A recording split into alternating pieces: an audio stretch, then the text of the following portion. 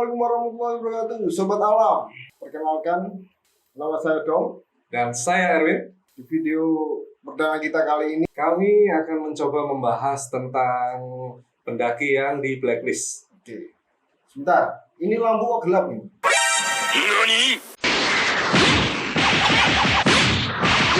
Lampunya ya? Kocomotomu lo copot. Oh iya, oke. Dalam video perdana kali ini, kami akan mencoba mengupas tentang pendaki yang di blacklist. Kita akan ungkap satu persatu kenapa pendaki tersebut bisa di blacklist, alasannya apa, kenapa sampai di blacklist. Kami akan coba bahas satu persatu. Dan tonton video ini sampai habis, biar teman-teman pendaki yang belum mengerti tentang SOP pendakian gunung, ya kan?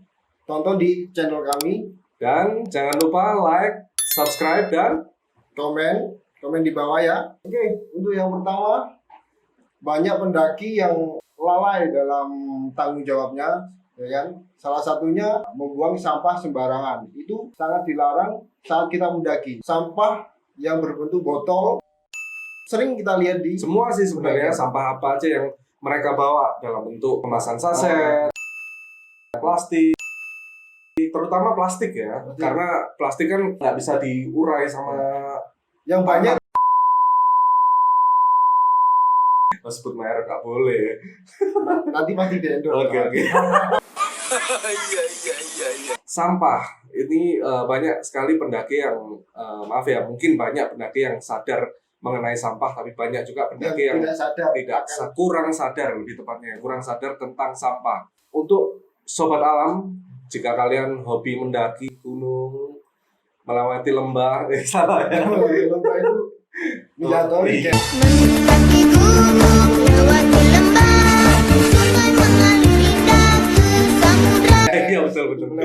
Mendaki gunung atau suka dengan alam, tolong kalian harus bertanggung jawab juga untuk menjaga alam tersebut supaya alam kita tetap lestari. Ya, Gitu. tanggung jawablah dengan sampah kalian. Ya, jadi kalau kalian mendaki gunung, kalian harus membawa sampah kalian turun kembali ya. Ya.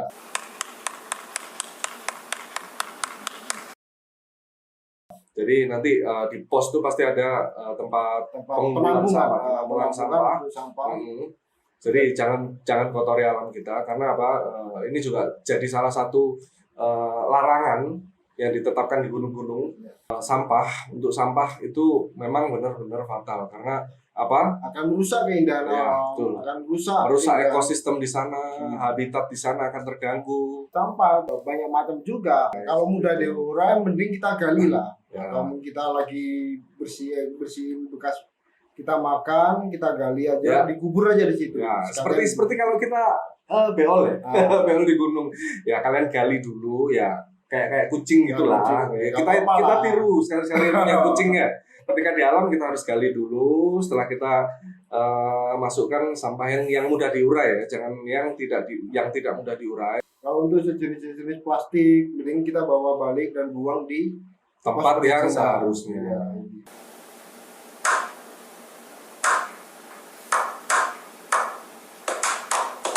Yang kedua, larangan tentang pencemaran lingkungan. Salah satunya seperti kita bawa deterjen. Nah, Apapun nih, bisa sabun, bisa sabun cuci. Biasa kan kalau kita ke gunung kita bawa sabun cuci piring ya, terus sabun mandi, pasta gigi, Iya. atau apalah yang mengandung bahan-bahan kimia. ya. Kalau untuk pasta gigi memang diperbolehkan, tapi kalau untuk deterjen ini mungkin khususnya untuk Taman Nasional Bromo Tengger Semeru ya, di Gunung Semerunya, karena rata-rata di Ranu Kumbolo itu Mulai tidak diperbolehkan. karena takutnya teman-teman pendaki ada yang tidak tahu aturannya, tiba-tiba nyuci piring Itu yang satu ngapain sih itu? Iya, enggak. ataupun cuci muka langsung. Apalagi yang fatal lagi Danaunya. kalau dia cuci piring di danaunya, Di danaunya itu. terus gosok gigi di danaunya, cuci muka. Karena- Coba bayangkan. Oh no. Danau tersebut airnya itu untuk konsumsi semua pendaki. Pendaki ya, salah satu untuk minum, untuk Untuk masak. minum, untuk masak. Bayangkan kalau cairan-cairan kimia ini tadi masuk ke dalam air tersebut. Air tersebut pasti tercemar. Apalagi banyak deterjen di situ, kita minum berbusa mulut kita. Oh iya betul. Ya kan? Mati dong. Orang di rumah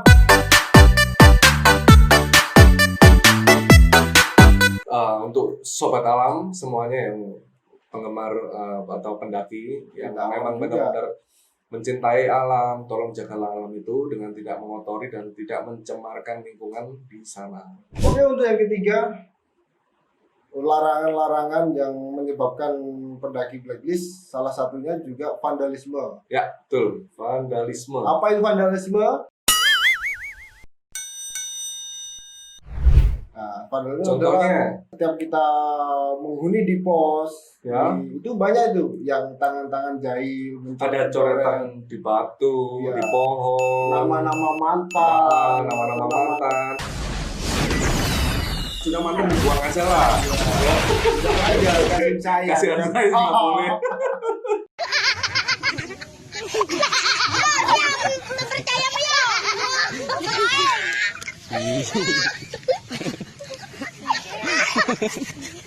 Nggak usah ditulis di situ. Apalagi nama-nama komunitas itu kan nggak usah lah. Mungkin Ya itu mungkin cukup kalian bawa pelangnya atau stiker lah komunitas dikasih lo, ke dikasih foto. pendaki-pendaki lain aja. Nah, itu cukup lah. Jangan ditempel. Jangan kalian tempel di sana, jangan kalian coret-coret atas nama komunitasnya atau apapun lah, itu bisa mengotori lingkungan di sana. Apalagi bahkan ada di puncak. Di puncak itu ada batu-batu yang ditulis. Nah, itu kan sayang sekali kan. Terus saya juga banyak melihat plakat-plakat ya, plakat-plakat Yang komunitas. Mereka setiap naik Menempel. mereka bawa plakat di sana. oh, Karena di sana kan sudah ada plakat, jadi kita pakai aja plakat yang di sana ya. iya. Karena banyak sekali plakat-plakat yang dibawa sama komunitas atau apapun itu nanti pasti dibawa turun sama guide atau Iya. sama petugas di Contohnya sana. ada di base camp Nah. Tumpang ya. Betul. Itu banyak Banyak sekali plakat teman-teman di sana. pendaki senior yang sering lah hampir setiap hari membawa plakat-plakat dari komunitas itu dibawa turun. Karena itu ditinggal di atas. Kalau Jadi- lama-lama memang ditinggal di sana, akhirnya Ini sampahnya kan jadi penggunung. bukan hanya jadi gunung, jadi tempat rombeng di sana. Sekalian kalau kita bawa orang bawa besi aja. Akhirnya jadi bisnis besi Iya, tua ya. tua di sana. Oh ya, salah satu contoh vandalisme. Ini. Ditato teman saya ini vandalisme ya. Itu termasuk vandalisme bukan? Vandalisme tapi cukup di tubuh kita aja, ya kan? Jangan sampai di Di gunung. Gunung, nah, Oke, vandalisme nggak nggak apa-apa. apa-apa. Vandalisme di tubuh kalian masing-masing aja. Oke, untuk yang keempat, salah satunya yang bisa menyebabkan kena sanksi ya, itu membawa alat musik. Emang apa sih nggak boleh? Karena apa? Karena alat musik itu bisa mengganggu. Itu termasuk polusi suara. Dari suara juga. Dan itu mengganggu habitat dan ekosistem yang ada di sana. Dan juga mengganggu tetangga. Nah, Tetangga camp, yang Orang- mungkin mau istirahat, oh, capek-capek. mereka kan ke gunung cari kesunyian di sana ya, cari inspirasi, tiba-tiba diganggu sama suara kalian yang mungkin enak atau nggak enak ya. Nggak tahu. Ya, jangan kita mengganggu Jadinya mengganggu teman-teman pendaki lain ya. atau apalagi habitat yang ada di sana. dalam lubang seluruh. Nah, malah pada keluar seluruh. Lihat, banyak amat seluruh ini kalau dipanggang. Oke, untuk materi selanjutnya kita ngopi dulu guys. Oke. Meskipun tidak ada sponsornya ya ini. Yes, nggak apa-apa lah, kita modal dulu ya. Udah dulu aja sendiri. Oke. Sambil merokok pun jadi guys. Oke, untuk yang kelima, Sob.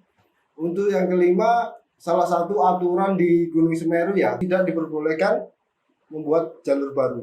Ya, salah satunya ada jalur yang memang benar-benar sudah ditutup dan dilarang di situ untuk membuka jalur itu. Itu di jalur mana ya? Ayak-ayak. Ayak-ayak ya. Ayak-ayak sekarang ditutup dan tidak diperbolehkan untuk lewat jalur situ. Karena kalau sampai ketahuan petugas, pasti kalian akan diberi Sanksi. sanksi. Atau bisa jadi kalian akan di blacklist. Blacklist dari gunung tersebut tidak boleh mendaki lagi. Oh ya, salah satu alasan lagi kenapa kalian tidak boleh membuat jalur baru. Karena kalau kalian membuat jalur baru, pasti kalian akan menebang pohon-pohon yang ada di sana, walaupun itu kecil-kecil kan, untuk membuka jalur. Jadi itu dilarang untuk apalagi di Taman Nasional, itu sangat amat dilarang.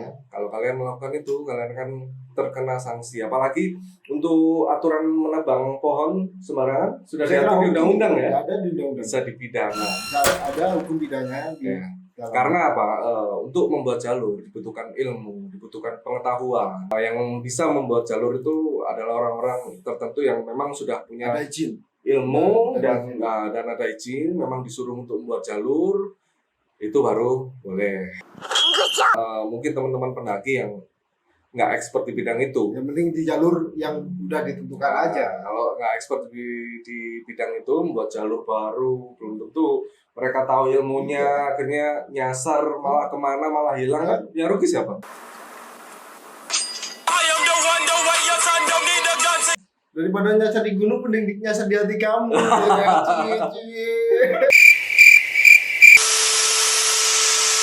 Untuk selanjutnya, salah satunya merusak sarana dan prasarana. Ya, itu juga sangat amat dilarang. Mereka petugas sudah membuat sarana dan prasarana untuk kenyamanan para pendaki, untuk kenyamanan kita juga selama di sana. Mereka memikirkan itu semua. Kalau kalian rusak, wah, Bangsat kau. Bangunnya susah itu, guys. parah. Bangunnya itu susah. Ya. Bayangkan mereka membawa material, diangkat ke atas. Ya saling menjaga lah. Nah, kita harus saling menjaga itu dan mungkin bisa saling mengingatkan pendaki-pendaki yang lain yang masih belum paham tentang itu ya. Contoh merusak sarana dan prasarana adalah kalau kalian ke gunung, kalian bisa melihat plang, entah itu apa namanya, kita baru sampai di pos apa. Nah itu kalau ada petunjuk lah. ada bahwa kita petunjuk sudah arah sampai di gimana. apa. Jangan kalian belokin ke sini atau kemana, kasihan teman-teman yang lain nyasar nanti ya kan. Apalagi parahnya lagi kalau kalian copot atau gimana atau dirusak nggak sengaja, nggak dibetulin lagi, itu namanya nggak bertanggung jawab bro. Tolol gitu. Tolol banget. Orang ini adalah orang-orang yang tolol.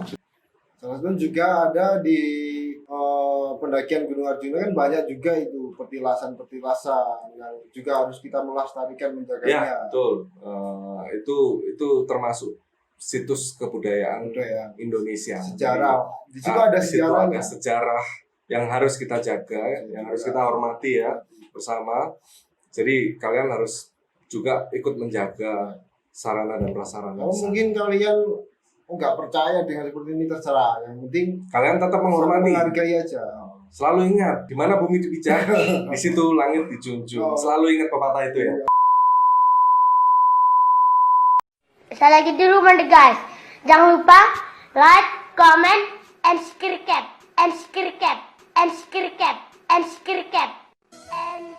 Oke, selanjutnya barang-barang yang memang tidak diperbolehkan itu adalah drone. Nah, itu di beberapa gunung itu tidak diperbolehkan bawa drone. Di beberapa gunung masih ada sih aturan yang tidak mengatur tentang itu. Tapi di beberapa gunung kita tidak diperbolehkan membawa drone karena bisa mengganggu habitat yang ada di sana. Oke. Jadi mungkin ada burung-burung di sana. Jadi mereka ketakutan karena ada drone itu tadi ya. Jadi kita nggak boleh mengganggu ekosistem yang ada di sana. Boleh mungkin kalau ada izinnya dan kalau diizinkan. Diizinkan juga. Oke, untuk yang terakhir ini yang sering lalai untuk teman-teman yang sering diabaikan. Itu adalah overtime. Overtime. Jadi teman-teman mendaki mungkin sebelum mendaki harus dipersiapkan benar-benar berapa hari jadwal kalian mendaki. Jadi harus ditentukan, mungkin hari ini kita harus sampai pos mana, hari ini kita ngecamp di mana, kita summit di mana, jam berapa, terus kita balik ke pos perizinan jam berapa, itu harus benar-benar ditata. Apalagi di musim pandemi ini, memang dibatasi untuk waktu ya. Untuk waktu dibatasi, seperti contoh di Semeru dan Rinjani ya, 2 hari 1 malam. Tapi kabar terakhir di Rinjani sudah 3 hari 2 malam. Diperbolehkan 3 hari 2 malam. Tapi untuk Semeru masih jadi wacana. Ya kita tunggu aja kabar selanjutnya. Semoga aja bisa Diperpanjang lagi. Yang ditakutkan kalau kita sudah dikasih aturan mendaki 2 hari 1 malam, tapi kita mengabaikan itu, kita turun di hari ketiganya, nah, kalian pasti kena blacklist nanti. Karena overtime, izin kalian hanya 2 hari 1 malam, karena protokol COVID yang sudah ditetapkan oleh petugas. rata-rata untuk di Gunung Rinjani ini dari mulai buka Agustus sampai sekarang itu udah mencapai 1.906 yang dipublis. Tuh, Itu karena tidak mematuhi aturan. Iya. Ya kemungkinan banyak overtime-nya itu. Ya, jadi untuk teman-teman sobat alam yang suka mendaki, kalian harus benar-benar mengatur jadwal kalian, jangan sampai over dari jadwal yang sudah ditentukan. Luar pandemi COVID ini, mungkin masih ada kebebasan ya. Jadi kita mau mendaki berapa lama pun kita masih oke, asal kita disetujuin kita bahkan 4 hari kan bisa. 4 hari, 5 hari, mau 1 minggu di sana boleh sebelum ada pandemi ini. Tapi karena ada pandemi ini, peraturan di sana menetapkan pendakian dibatasi. Oh ya Sobat Alam, sebagai informasi tambahan, kami juga akan memberikan informasi tentang larangan-larangan lagi yang sudah diatur di dalam undang-undang. Ya, jadi udah diatur oleh hukum di Indonesia. Jadi kalau ini sampai dilanggar, Itu nggak hanya blacklist. bukan hanya blacklist, tapi bisa masuk pidana. Contohnya, memeti bunga, kalau Ya. memeti bunga edelweiss yang benar-benar dijaga kelestariannya. Janganlah sekali-sekali memeti bunga Ya. itu. terus yang kedua, melukai atau membunuh satwa yang ada di sana.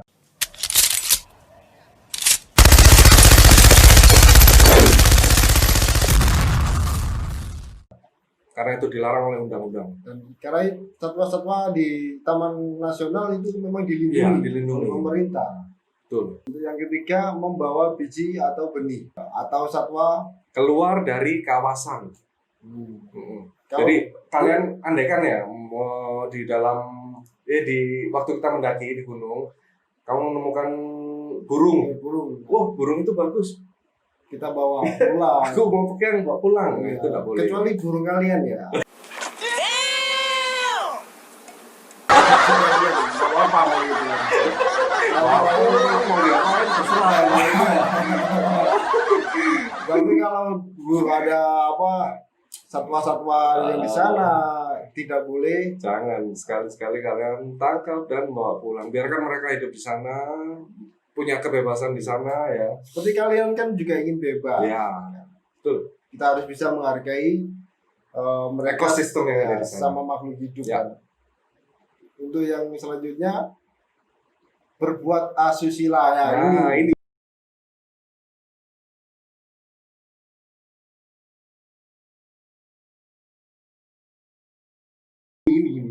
Nah, kamu pernah nggak tuh?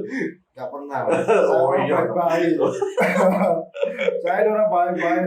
Urusan pondok saya. Oke. Kalau masalah asusila itu Oke, di rumah aja. di rumah aja. Oke, Sobat Alam, kalau kalian mau mendaki gunung, janganlah kalian berbuat asusila di sana karena itu juga dilarang oleh undang-undang kita. Meskipun sama pacar ya kan masih pacar gitu. Jangan Kalau Banyak. sampai di video di sana sama banyak itu teman-teman pendaki lain, gimana? sering terjadi kan. Sering terjadi, bahkan ada yang sempat kerekam dan viral, akhirnya kalian dicari, ditangkap. yang gak enaknya lagi pas malam-malam kita tidur di sebelah kita ada suara yang tidak Suara yang penampakan bikin kita apa-apa. pengen.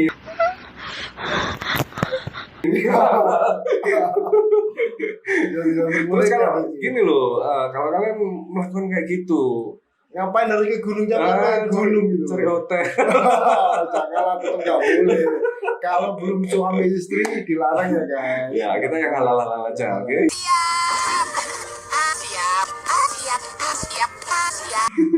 Oke, itu selanjutnya membawa bahan peledak atau Senapan angin atau narkoba, miras, itu nggak boleh ya guys. Ya.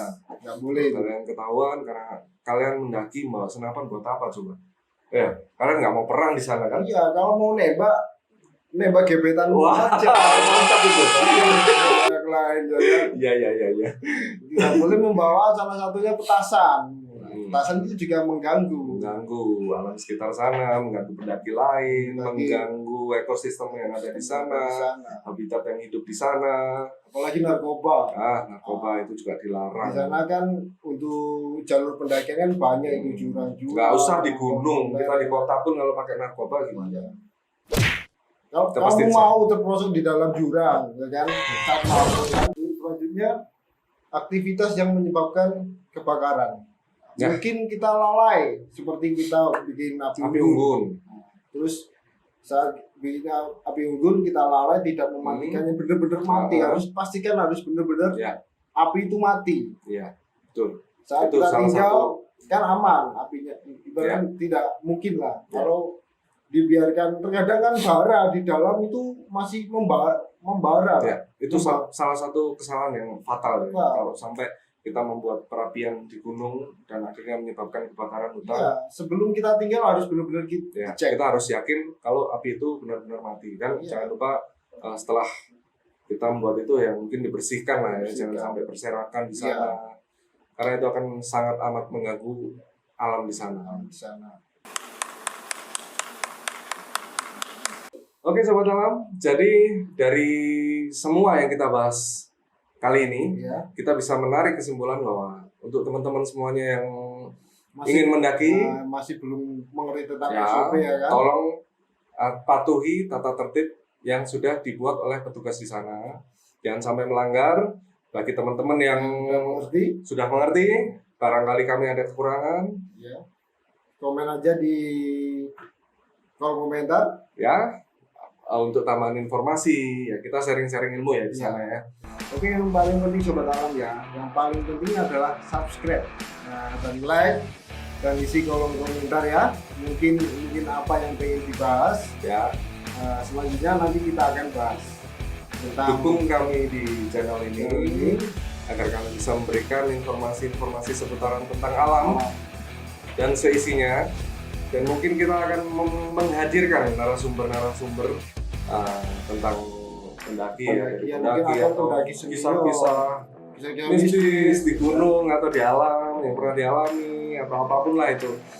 Jadi tetap dukung kami di channel ini. Oke Sobat Alam, saya lagi mendakilah dengan rasa tanggung jawab. Jangan rusak habitat dan ekosistem yang ada di alam. Taatilah peraturan-peraturan yang sudah ditentukan oleh petugas setempat. Jagalah alam kita agar dapat dinikmati oleh anak cucu kita nanti. Cintai bumi ini, Lestarikan alam kita, dapat tanah ini, tanah kita. Wassalamualaikum warahmatullahi wabarakatuh.